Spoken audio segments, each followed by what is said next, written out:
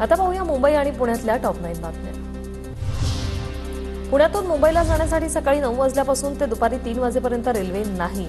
दुपारच्या सत्रातील बारामती कर्जत पॅसेंजर सुरू करण्याची प्रवाशांची मागणी। मुंबईत म्हाडाच्या 173 दुकानांसाठी 570 अर्ज 11-12 जून दरम्यान दुकानांचा ई-लिलाव करण्यात येणार। जूनच्या पहिल्या आठवड्यापासून समुद्रात मोठी भरती येणार। पावसाळ्याच्या 4 महिन्यातील 22 दिवस मोठ्या भरतीचे संकेत। मुंबई विभागातील कनिष्ठ महाविद्यालयात 11वीच्या 3,99,235 जागा प्रवेश प्रक्रिया केंद्रीय ऑनलाईन पद्धतीने सुरू। पुणेकरांची मेट्रोला वाढती पसंती। मे महिन्यात प्रवासी संख्येत सुमारे 9 लाखांची वाढ। सप्टेंबरमध्ये स्वारगेटपर्यंत विस्तार होण्याची शक्यता। पुणे शहरावर पाणी कपातीची टांगती तलवार। पवना धरणात अवघ्या 22.18% पाणीसाठा।